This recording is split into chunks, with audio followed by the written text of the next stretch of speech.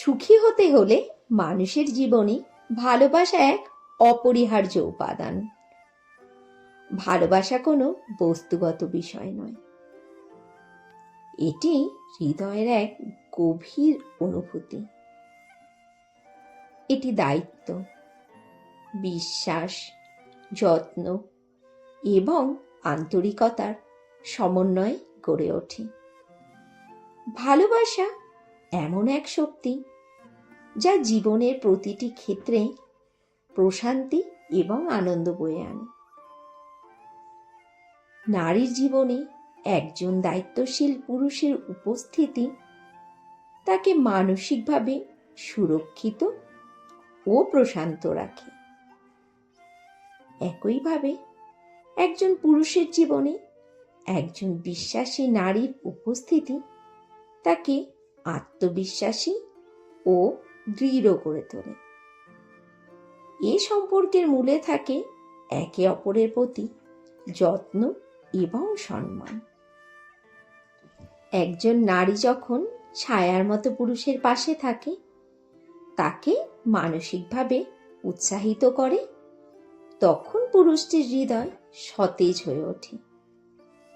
কাজের প্রতি তার উদ্যম বেড়ে যায়।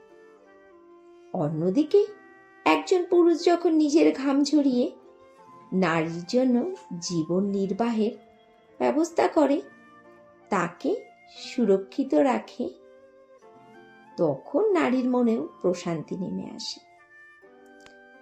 এ ভালোবাসা কেবল দেহ নয়, বরং মন ও আত্মাকে এক অন্যরকম শান্তি দেয়। সুখ মানে শুধু ভোগবিলাস নয়, সুখ হলো সেই অভিজ্ঞতা যা হৃদয়কে সতেজ রাখে, মনকে প্রফুল্ল করে। এই সুখের মূলে থাকে ভালোবাসা এবং একে অপরের প্রতি নির্ভেজাল দায়িত্বশীলতা।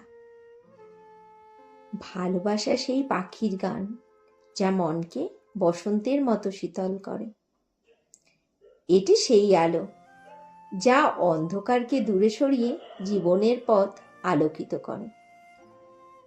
তাই ভালোবাসা মানে শুধু মায়াবী চাহনি নয়, ভালোবাসা মানে দায়িত্ব, যত্ন এবং সত্যিকারের বন্ধন।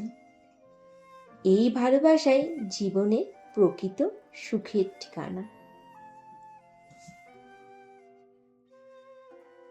আজ হচ্ছে সোমবার, আর দেখতে পাচ্ছ ঘড়িতে দেখা যাচ্ছে এখন কিন্তু সকাল 9:20 বাজে। আর আজকের ব্লগটা এখন শুরু করছি। নতুন একটি ব্লগে তোমাদের সবাইকে জানাচ্ছি স্বাগতম। তোমরা সবাই তো নিশ্চয়ই ভালোই আছো, আর আমি তো ভালোই আছি। সব সময় মুখে বলতে হবে ভালো আছি, কেননা নিজেকে ভালো রাখার দায়িত্বটা নিজেকেই নিতে হবে। নিজেকে খুশি রাখার দায়িত্বটা নিজেকেই নিতে হবে। আর আজই প্রথম যে বন্ধুরা আমার ভিডিওটি দেখছো, প্লিজ সাবস্ক্রাইব করে নিও। পুরনো বন্ধুরা, তোমাদের সবাইকে অনেক ভালোবাসা। ভিডিওটি কেমন লেগেছে সেটি অবশ্যই কমেন্টস করে বলো। লাইক করতে কিন্তু একদমই ভুলো না। আমার Instagram ID Pinki Saha 703। Please আমাকে ইনস্টাতে ফলো করে নিও। অ্যাবাউট আর ডেসক্রিপশানে আমার ইনস্টা লিঙ্ক পেয়ে যাবে। সকালবেলাতে ঘুম থেকে উঠে দাঁড়ানোর মতো এক ফোঁটাও সময় থাকে না। ঘড়ির কাঁটার সাথে পাল্লা দিয়ে চলতে হবে যে ছেলেকে কলেজে পাঠাতে হবে, মেয়েকে স্কুলে পাঠাতে হবে। হ্যাঁ, কয়েক মাস যাবৎ বরকে সময় মতো অফিসে পাঠানোর কাছ থেকে ছুটি পেয়েছি।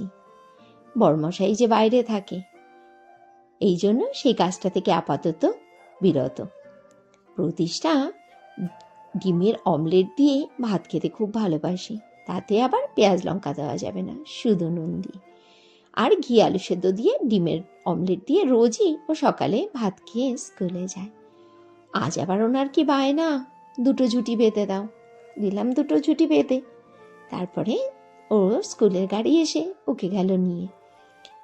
জানো তো, আজ না হিং ফোড়ন দিয়ে নতুন আলুর দম করব। আর শুটকি মাছও করব। অনেকদিন ধরেই ভাবছিলাম শুটকি মাছটা করতে হবে। এই কড়াইশুঁটি দিয়ে হিং ফোড়ন দিয়ে নিরামিষ আলুর দমটা খেতে কিন্তু দারুণ লাগে। আর শুটকি মাছ কে কে খেতে ভালোবাসো একটু কমেন্টস করে বলো। আমার কিন্তু লইট্টা শুটকি খেতে দারুণ লাগে। ওহ, এরম একটু শুটকি আর গরমা গরম ভাত, এক থালা নিমেষেই খেয়ে নেওয়া যায়। যদিও বা অনেকে শুটকি একদম পছন্দ করে না, আমার বাড়িতে সবাই শুটকি খেতে খুব ভালোবাসে, ছেলেটা খুব একটা ভালোবাসে না। না, কথা বলতে বলতে রান্নাও হয়ে গেল। আর খাবারে রয়েছে লাল শাক, বড়া ভাজা, বেগুন পোড়া, শুটকি মাছ, আর রয়েছে আলুর দম, ভাত। রাত্রির বেলাতে ছেলে মেয়ের আবদার, তৈরি করে নিচ্ছি পরোটা। তাহলে আজকের মতো যাই, টাটা।